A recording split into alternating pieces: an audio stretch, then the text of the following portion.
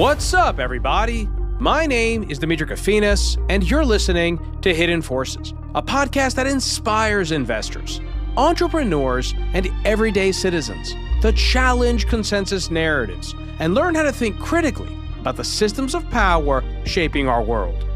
My guest in this episode of Hidden Forces is George Friedman, the founder and chairman of forecasting firm Geopolitical Futures, the founder of Stratford, a geopolitical intelligence and consulting firm, and the best-selling author of books such as The Next 100 Years and The Storm Before the Calm, America's Discord, The Coming Crisis of the 2020s, and The Triumph Beyond.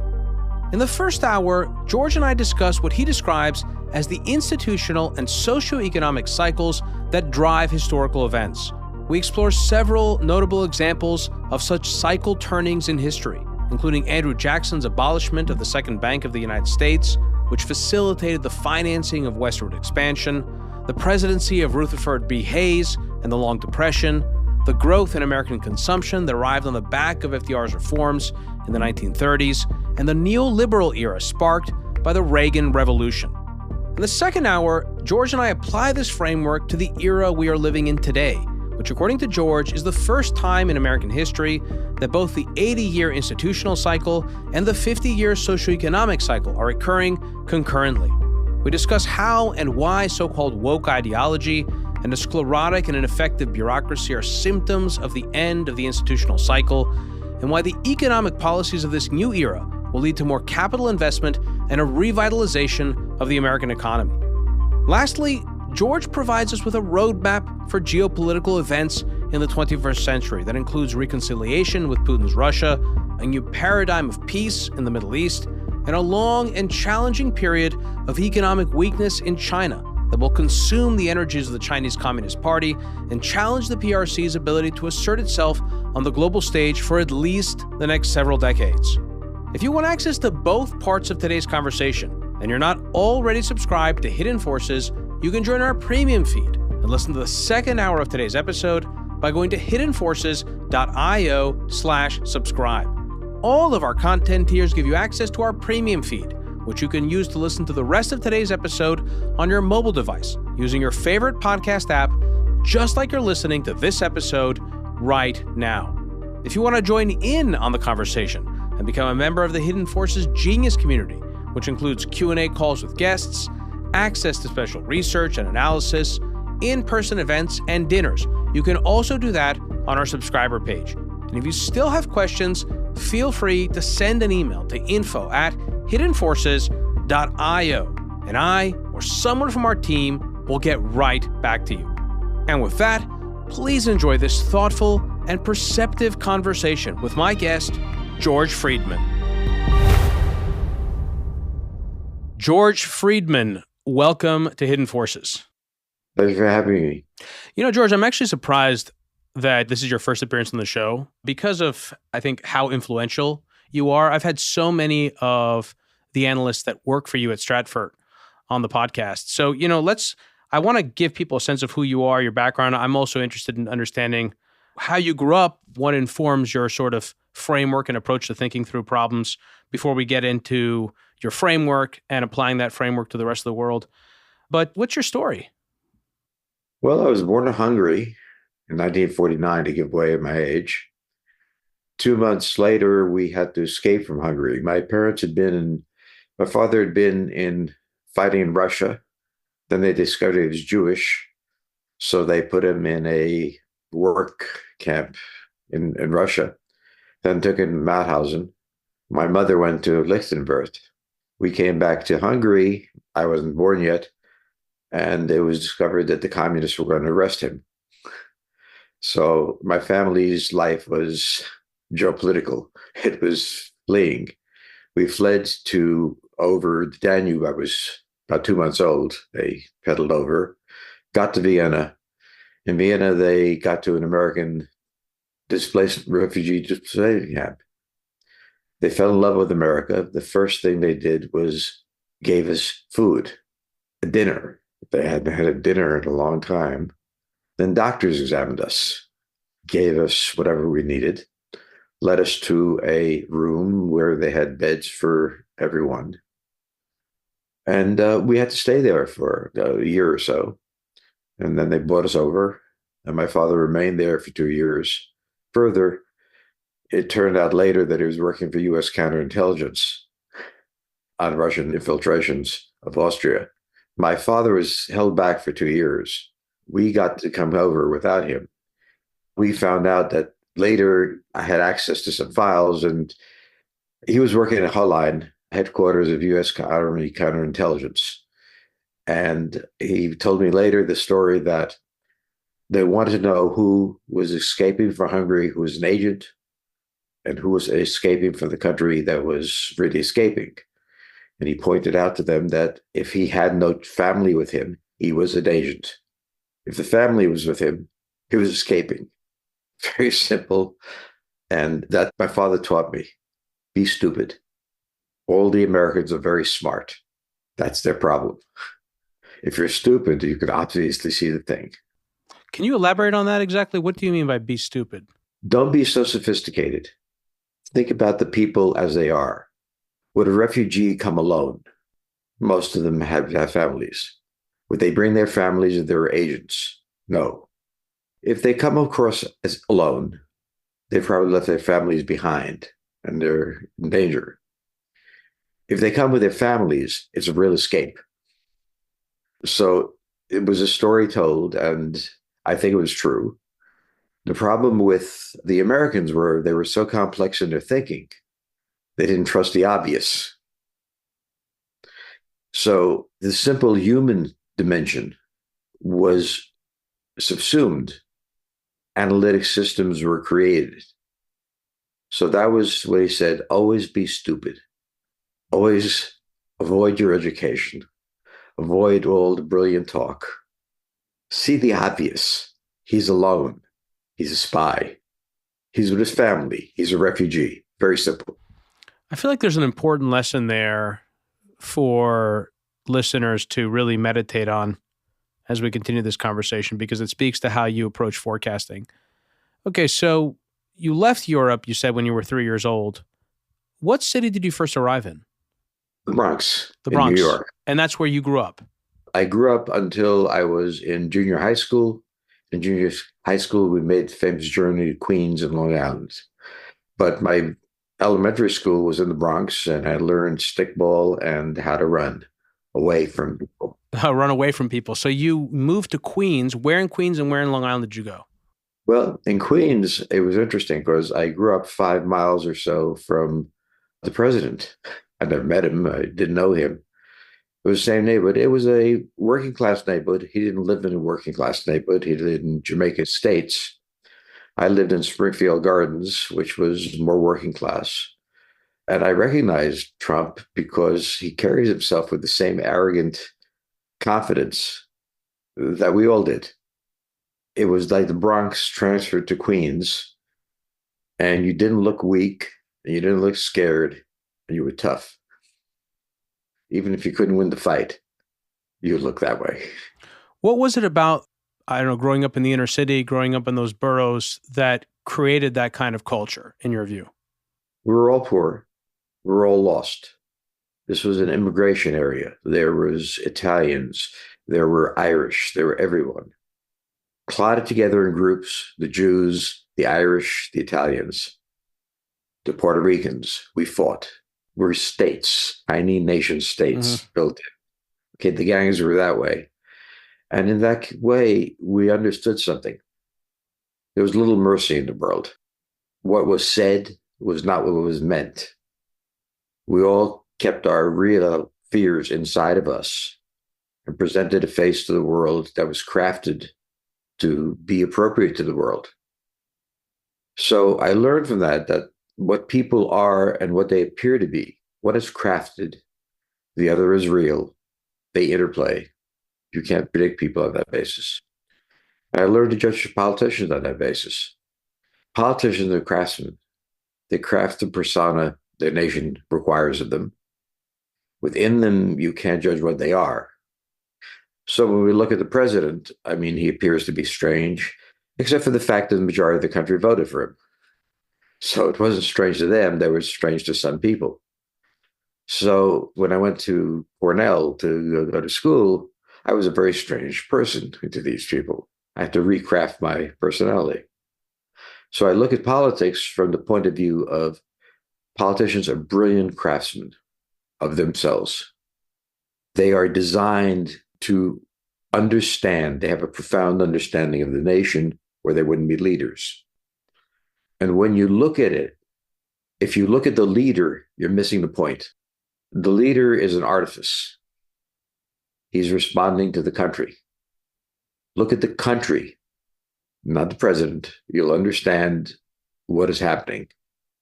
But if you personalize it, then it's simply whim by the president. And presidents don't survive on whim, nor other leaders, not dictators either. They have to respond or they can't rule.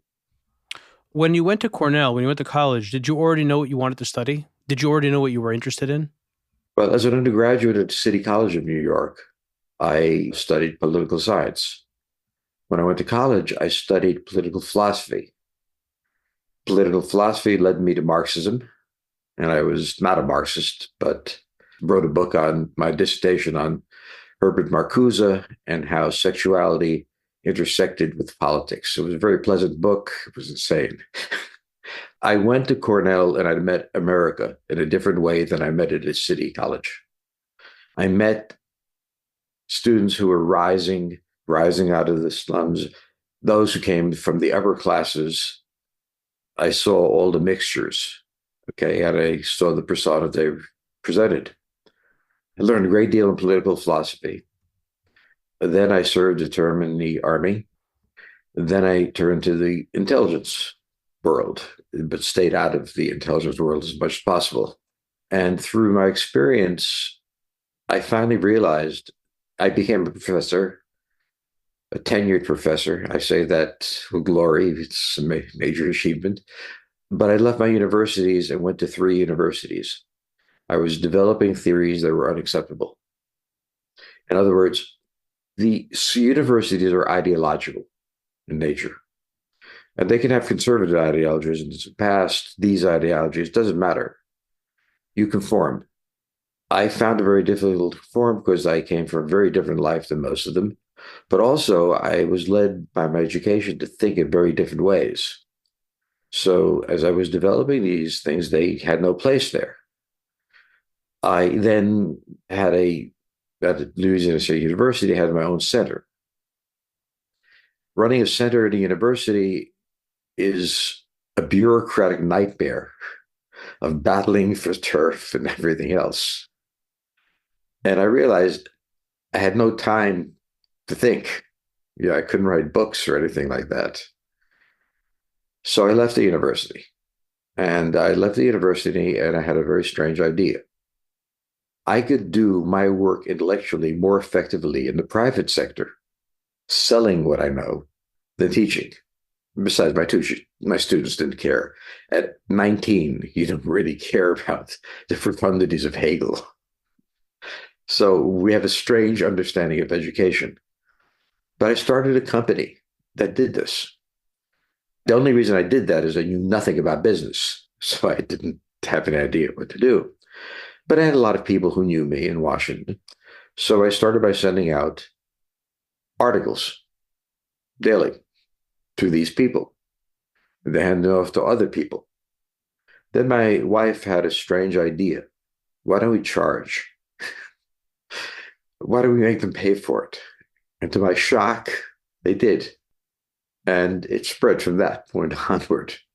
My life was a series of, from the beginning, of crises and dangers and everything else. And it made me conscious of the obvious, which is a very difficult thing for a professor to do, to be conscious of what's there right in front of you. So I did what my father said. I became stupid. Okay, so I'm very excited to get into that because it's very important for me to understand your framework and the same for the audience. Just a couple more questions on your background. So that company was Stratfor. That company was Stratfor. And what year was that you founded it? 1996. 1996. Okay. So as I said, I've had many Stratfor alumni on the podcast. Peter Zeihan has been on the podcast. Kamran Bahari, who introduced us, has been a regular guest on the podcast. Jacob Shapiro, Marco Papic. I could go on and on listing people who have gone on to have their own successful careers as geopolitical analysts after having learned and studied under you. So it's been a very influential company. It's kind of like the Fairchild Semiconductor or PayPal of the geopolitical space. And in that sense, it's very rare to find a company that has produced so many people who themselves have gone on to create their own companies and have their own impact on a particular industry or field. In this case, the field is national security and intelligence. So I'm not even going to bother asking you, because one of the questions I had in mind to ask you was sort of like, what school of thought would you say most aligns with yours? Because you do feel like a realist, but again, it's obvious when reading your work that you don't adhere to a particular rigid framework. And I've used the word framework before, but I wouldn't quite describe it as a framework. You have what feels like a very bottoms-up analysis. And in some sense, it's almost like an irrigation path. It's like you focus much more on constraints and what people have to do and what they need to do in the case of leaders, as opposed to kind of, does this fit a template that I have in my head about how the world works? And if it doesn't, I can't see it. Walk me through the way you view the world. How do you think through problems? You gave the example of look at what's obvious. How do you know what's obvious? How do you know what to focus on? What is signal and what is noise in international affairs and politics? We begin with three principles, imperatives. What do you have to do as an individual, as a country? Okay. What can you do? Very different from what you must do, possibly. Who doesn't want you to do it? Or who wants you to do something else? If you look at a country as a machine, a corporation, whatever you want, you look at what it consists of. What is its capabilities? What is its urge? What's its need? And you don't look at the leader. The leader misleads you. He is there. He is the summary of the nation, but not necessarily pointing it. So, for example, we knew that Russia had to invade Ukraine. Why? Because the northern border of Ukraine was 300 miles from Moscow. The Russians had had invasions from Napoleon and Hitler that took them to Moscow. Moscow was their heart. They were 300 miles away by Route 3, and they were terrified. They were always afraid, but when Ukraine became independent, the border was so close, they were going to try to take it back. It was their buffer zone. So Ukraine became the buffer zone between our Europe, if you will, Western Europe, their Europe, okay? And who owned it had the offensive capability. From the Russian point of view, there was an imperative to take Ukraine. They didn't have the capability, but they suddenly felt they had the capability to do it. And that was triggered by an American event, the Maidan uprising, the uprising in Ukraine that frightened the Russians terribly. They saw it. It was very much organized, involved the Americans. Go to the sound system that they suddenly had.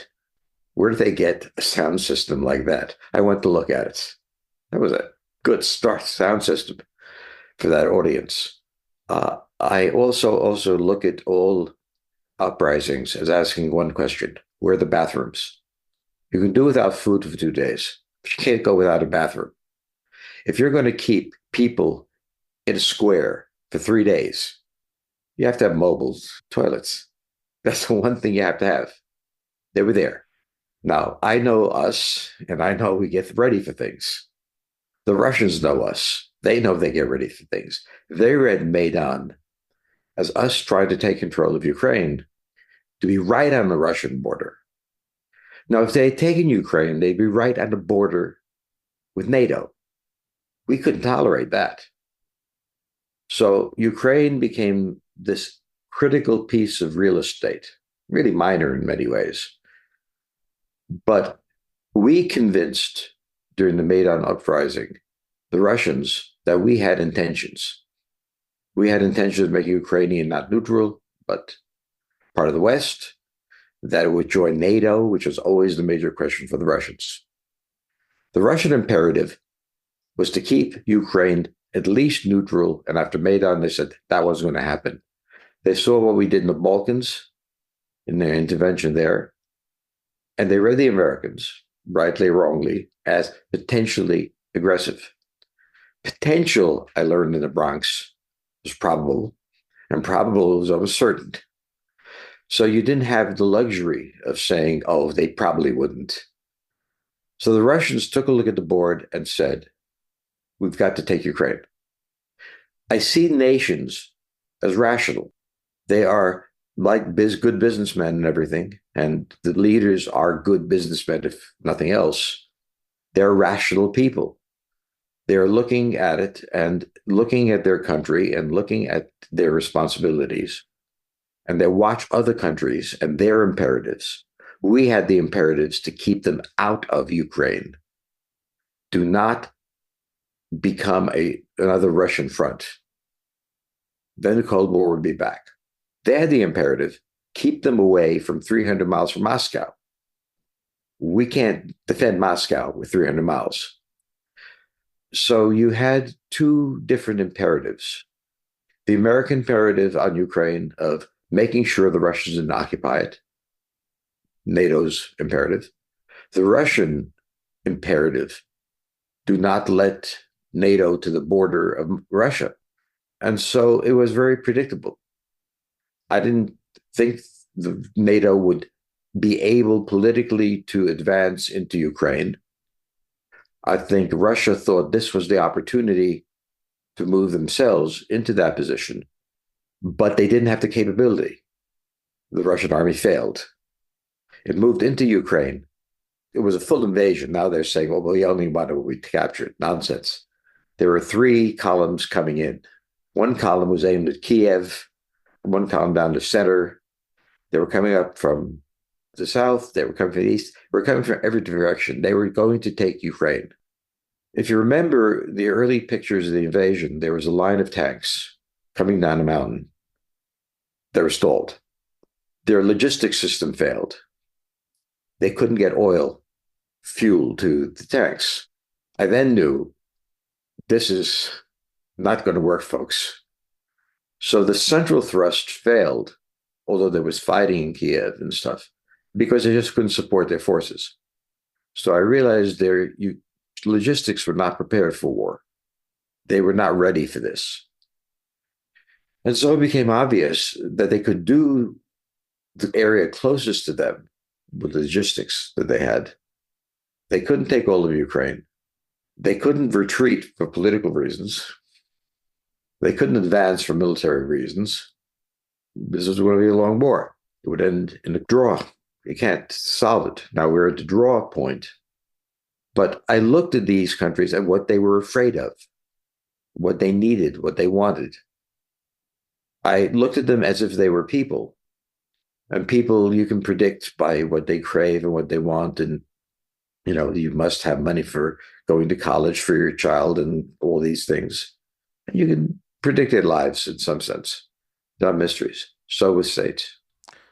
So how do you differentiate between the push and pull of national interest and the push and pull of the political needs or expediency of the leader? A political leader must live with the nation. The fear of Moscow falling was deep in the heart of every Russian. This was not an alien thought that it came to the president of Russia.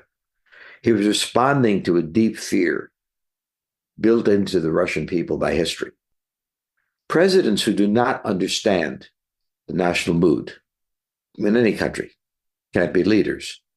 The nature of leadership is not crafting a vision like a Marxist always failed to achieve it. It is understanding that the nation has, divided as it is, underlying necessities. And those who fulfill those necessities must understand them, must respond to them.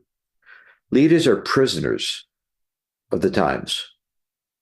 So when we talk about Donald Trump, we always have to remember that this crazy man appealed to the majority of the country. Did he craft himself to be that man? Or was he that man by nature? It doesn't matter. But he caught what was happening in the country. Putin understood what was happening in his country. Otherwise, you have coups d'etats, assassinations, impeachments, and so on. So don't think of the leader as separate from the nation. He is the representative of the nation, even when a dictator. Hitler was Germany at that time. He didn't impose himself on an unwilling people. The leaders who succeed are leaders who, well, they can intimidate people. That's not very efficient because you have to trust your police and everything else. So how do we think about that in the context of decision making? So let's just take the example of US-Russia. How do we determine whether or not NATO enlargement was in the national interest, or whether it was a mistake made in the pursuit of the national interest? And how do we do the same thing for Russia and its invasion of Ukraine? Was the invasion of Ukraine in the national interest of Russia, or was it a mistake in the pursuit of national interest? It was a national interest. It was not a national capability. So you have to look at two things. All nations cannot achieve their interests. The leader's job is to align interest with capability, with opposition, okay? What the leader does, if he's a good leader, that he understands the imperatives of the nation. I don't want another attack on Moscow. Design the capability necessary to prevent that. We created NATO at a time when the Soviet army had won World War II. We played a great role, but it was a marginal role in a sense for Normandy and all the great things we did. It was the Russian army that broke the Wehrmacht. Now, the Russian army was still fully standing at its border. It had conquered Eastern Europe. We had conquered Western Europe, if you will. We feared they would come further. If they reached the French coast, if you will, they could now challenge us in the Atlantic. The Atlantic is our barrier. The United States cannot be invaded by land unless Canada really gets mad at us. The sea is our barrier, is our wall. We went to war in World War I because the U-boats were beginning to operate, sank the Lusitania. We feared the loss of the Atlantic. The British fleet couldn't hold them. In World War II, we went into the same thing. We went into Britain, giving them weapons, lend-lease, to try to keep them out of the Atlantic. So for us, the oceans are the barriers. For the Europeans, the land. Now, we did not want the Russians any more than Germans sitting in Cherbourg with fleet. We didn't want their boats. The Cold War had much more to do with the Atlantic than they thought. So, for example, if the war broke out, NATO's plan, and I had been at SHAPE, Supreme Headquarters Allied Powers Europe, for a while, our entire problem was, how do we make sure we can get our ships across the Atlantic to supply? The Russians had created a fleet of submarines to come down and block us. We created anti-submarine warfare. So there was a battle quietly going on, competition to control the Atlantic. If Europe falls into one country's hands, the United States faces the only threat. Same with the Pacific. We had to defend both seas. So our war was at sea. After that, we were in a unique position that we hadn't been before. We controlled the Pacific. The Atlantic was unchallenged, and we wanted to keep it that way.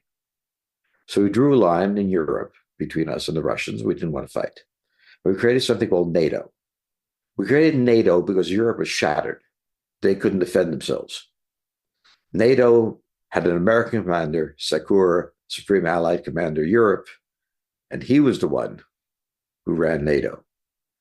But when I was at SHAPE, we knew what the Belgian Air Force would do, at what time, at what place, on day 3 of a Russian invasion. We could count on it. Once the Soviet Union fell, the Cold War did not end. That was not the end of the Cold War. A new Russian Tsar emerged. These were all Tsars. They called themselves chairman or whatever. A new Tsar came in. And this new Tsar tried to make an accommodation with the United States. That broke down the Balkans. Remember that we went into the Balkans to stop the killing and everything else. They thought they were taking advantage of their situation on their southeastern flank. Something happened when we tried to get the head of Yugoslavia to the court of the United Nations.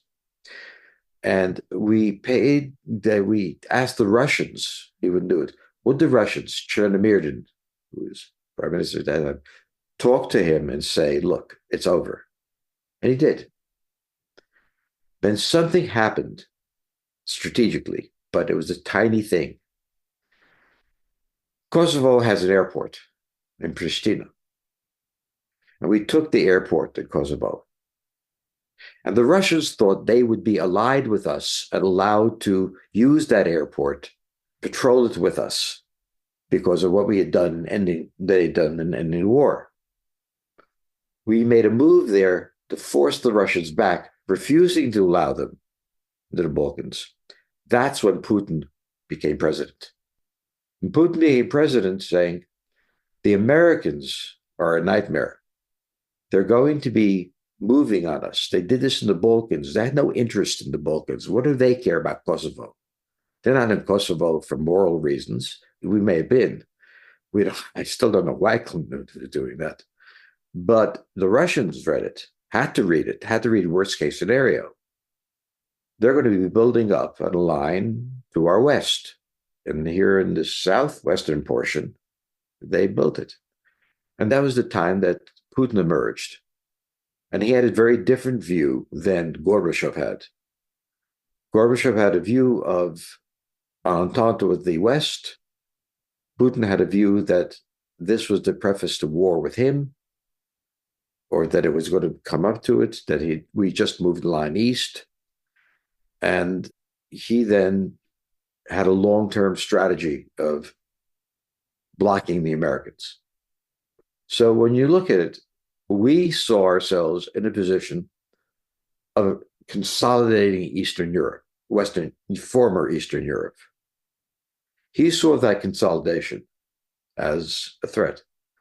NATO at that part fell apart. It no longer existed. The European countries were wrecked. The European countries were strong, but they very much enjoyed not having to pay for their defense, or they paid a little, but they didn't take risks. They weren't involved in these things, only marginally. At that point, it became obvious that the rationality of NATO had ceased to exist. There was no point to it. The Europeans chose not to be able to produce the defense capability they could obviously produce because there was no such thing as Europe. Europe is a continent with a lot of different countries that have hundreds of years of history of loathing of each other, fear of each other, different interests. They're competitors. They were brought together by poverty. They had that in common and forged by the Americans. And by the time we reached the war in the Balkans, there was no NATO. It was not like we knew what the Belgians were going to do in the morning of the third day with the Air Force. All the plans were on paper. They were not real. So we had no capability or intention or interest in attacking Russia, but they could not assume the best outcome was likely. The Russians had no real interest in taking Western Europe. What would they do with it? It would be a wreck again, and they'd have to supply it. But they took the most pessimistic view, because that's usually the best view to take. So in both cases, we misunderstood each other because we were looking at the imperatives. Yes, we had an imperative to knock out Russia. That would be wonderful. Then everything would be great. We didn't have the capability of doing it, and therefore not the intention. The Russians dreamt of building a new buffer at least, but they didn't have the capability. So imperatives, what we must do, is frequently not what we can do. And this is the deep division that Hitler encountered, that Hirohito encountered. He had an imperative to control the Western Pacific for getting fuel from Indonesia and so on. He just couldn't do it. So history is a competition between imperatives and capabilities, much as our lives are. So let's take a step back here, because what we're doing here is also applying a lot of lessons to the world we live in today, which is something I do want to do. But before we do that, let's just, with two questions. One has to do with how you view yourself as an analyst. And then I want to talk about your cyclical theory of history, which breaks down into institutional and socioeconomic cycles, which is very important and something I want the audience to understand before we continue this conversation. So first of all, just real quick, do you consider yourself primarily a political theorist, a historian, a philosopher, or something else? How would you describe yourself? I've been all these things at once.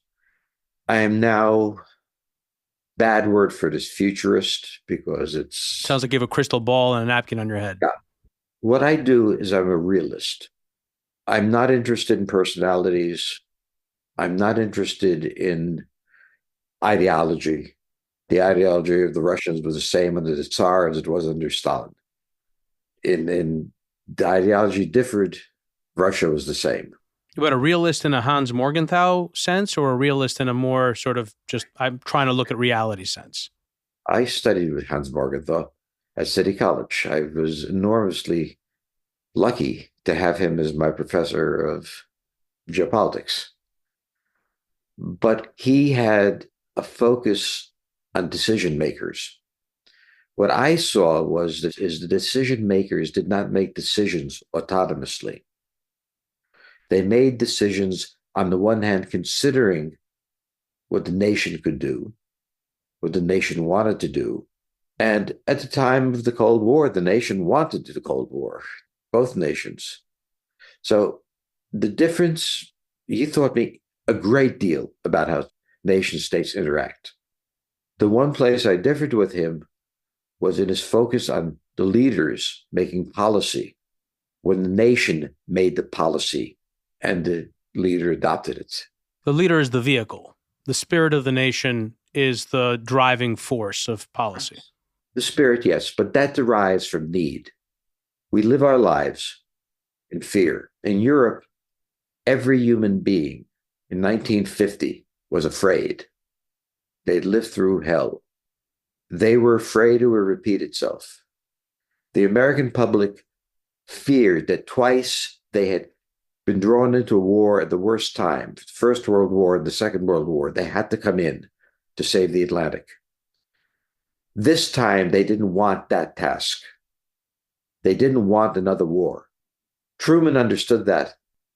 Truman was successful not because he was particularly brilliant or anything else, but he came from the Midwest, and he understood all the soldiers that had go to war and die in World War I or World War II. And we don't need this. We're far away.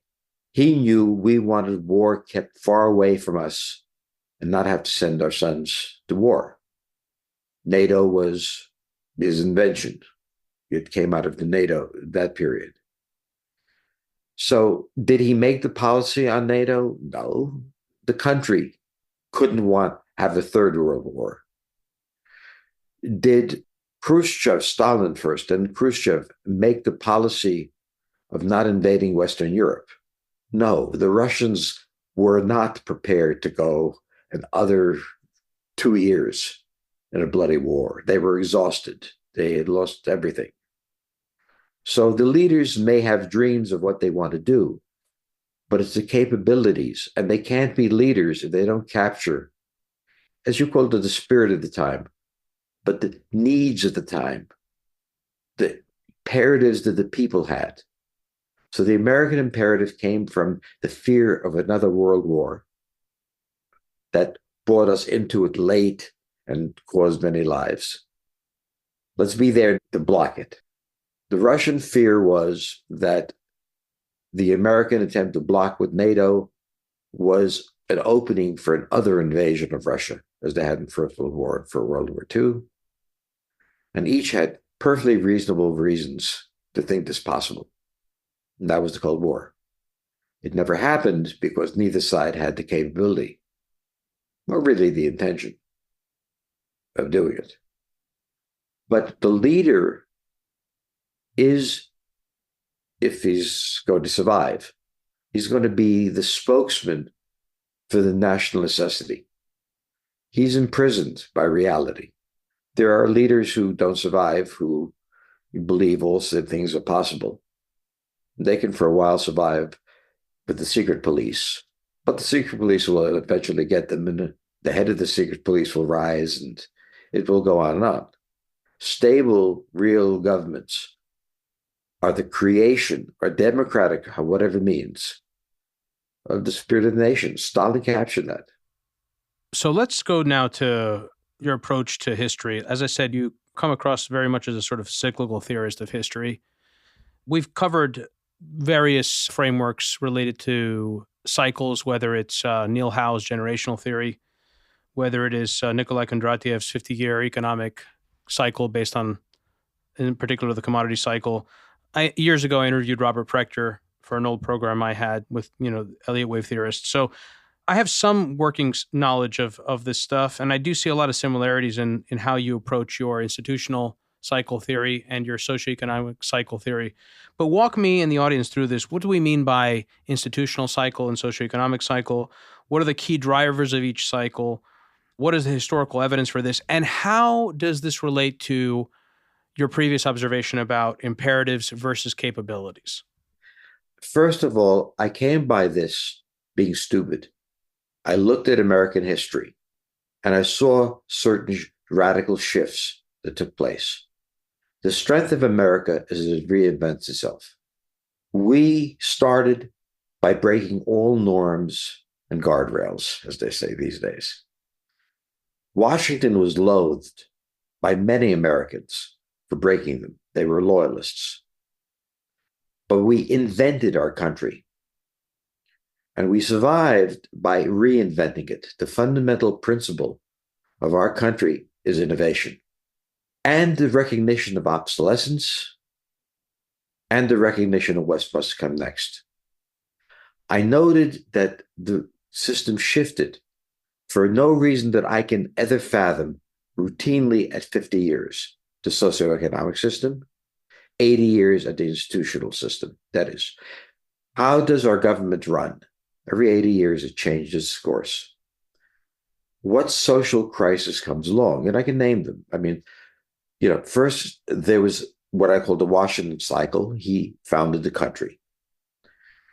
By 50 years later, Andrew Jackson came. The reality of the United States had changed. We'd bought the Louisiana Territory. We were going to the West. The Eastern banks were focused on Eastern development. The ability of farmers to buy land, to build, and so on was gone. He wrecked the Eastern banking system, leading to a great crisis in the country, Jackson, creating capital for the occupation of the West, and took the country to the next step. He had an imperative. He had to integrate the Louisiana Territory into the United States. The financial system would not allow that. He wrecked the financial system. He was seen as reckless and foolish and monstrous and everything else by them. Can you explain that 1 second? So so you're referring to his refusal to renew the charter for the Second Bank of the United States. How did that facilitate the expansion of the Western frontier? The money is important. You have to buy horses, you have to buy plows, you have to buy everything. There was no credit available to those who went to the Louisiana Territory. The central bank was wholly focused on the situation along the East Coast. So having purchased Louisiana Territory, Jackson knew that we now had to advance into it. Capital was necessary, not capital for building large factories, but to do the basic fundamental things that had to be done. Among them, building roads, canals, all the things to get them there. The Appalachian Trail was cut just before that, across the Appalachians. The Erie Canal had been done just before that. We were building the connecting tissue of the country. Otherwise, Louisiana purchase made no sense. Now, there had to be banks in the West. There had to be places where mortgages could be taken out, loans on getting plows, all the things that normal life would include. The Bank of the United States did not grasp that, did not want that. They saw that as an alien evolution. This could not last. Therefore, when Jackson came in, he wrecked the bank, in a sense, and created a new financial system to support the geopolitical reality that had emerged. It was a new one. The reason I ask is because I'm only superficially familiar with this period in American history. I know Jackson refused to renew the charter, and that this led to the era known as wildcat banking or free banking, which eventually came to an end with the passage of the National Banking Acts during the Civil War. That laid the groundwork for a national currency backed by government bonds and the eventual passage of the Federal Reserve Act in 1913. But how was that period of free banking essential in facilitating the movement of capital from the East and from supporting transatlantic trade toward the West and westward expansion? Well, one thing was obvious. The West was a wonderful country, agricultural country, tremendous opportunities. Entrepreneurs wanted to go there. They were the settlers. The entrepreneurs needed financing. By breaking down the central bank into wildcat banks, as you called them, the bankers who also wanted to make money, knew they could go there, finance these, draw the capital back into it by recurring loans. Some failed, others succeeded. But we settled the Midwest. And what happened was that the old institutions that George Washington had put in place were no longer relevant to the reality of the country. It had to be broken. It was broken by Jackson. The wildcatting bankers were simply local bankers who did not depend on the federal government to do more than issue currency. And they were able to finance it. Without that, we would not have expanded westward. So that was the next issue. So he sort of facilitated the further a period of decentralization within the U.S. capital system, the system of banking, in order to allow for westward expansion by giving the people expanding westwards the ability to be more flexible with the allocation of their capital. But look at the geopolitical problem. The United States had fought the War of 1812. The British had come back. We had no strategic depth. In other words, we had a strip of land along the East Coast. We had no significant navy that we could afford. If they came back in 1812, would they come back again? We needed strategic depth. We needed more than a coastal country. The French, who hated the British, sold the land west of us because they couldn't use it. And Napoleon needed the money. And we needed the Mississippi Valley. And we needed the land west of it and east of it. So it was a geopolitical necessity of the United States to expand westward. It needed the depth that if the British came and took the East Coast, we could fight back. We had to have that depth. In order to have that depth, we had to have an economic system underneath it that it could support itself. Farming was by far the best. Agriculture was outstanding. The problem was that the banking system was oriented geopolitically at the East Coast. We were no longer that. The reality had shifted. And anyone who wanted to keep the old institutions in place had not grasped the reality of the threat from the British or of the depth of the economic possibilities of Midwest. What Jackson did, because he was an uneducated man and hadn't really learned much, he saw the obvious. People were coming out here. They couldn't get the machinery they needed to do things they needed to start farms. They couldn't buy land. They couldn't build houses. This was ridiculous. They couldn't get a loan. He took a look at the system and wrecked the banking system and the federal government as well, creating new states that had not been there before, and broke the norm. The norm was a north-south divide, but running along the eastern seaboard of merchants, farmers living together in a stable Anglophile mode. Well, the English immigration was not going to settle the West. So two things had to happen. A shift in immigration. That took place a little later. We needed workers. And the other thing that had to happen was a financial system that could support the logistical system, the geopolitical system, I should say. And so if we had bought the Louisiana territory and not broken the bank, expansion would have withered on the vine.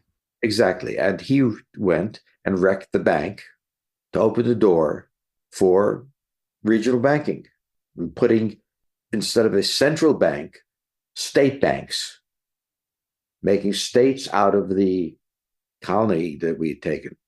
And so each state could have its own banking system and take care of it. It worked for 50 years. So I want to look at some other cases historically, like the Civil War and the period around World War II, for other examples of either institutional crises or socioeconomic crises precipitating new cycles. And then I want to try to understand where we are today, because I think one of the things that's unique about the cycle that we're living in today is we have actually two cycles, according to you, one socioeconomic, one institutional, that are colliding at the same time. And I think that's new in the American experience. I also want to apply this to some of the stuff we talked about in terms of presidents and leaders, to the current president and to the current set of interlocking geopolitical challenges that the United States faces in the second hour, George. For anyone new to the program, Hidden Forces is listener supported. We don't accept advertisers or commercial sponsors. The entire show is funded from top to bottom by listeners like you. If you want access to the second hour of today's conversation with George, head over to hiddenforces.io/subscribe and sign up to one of our 3 content tiers.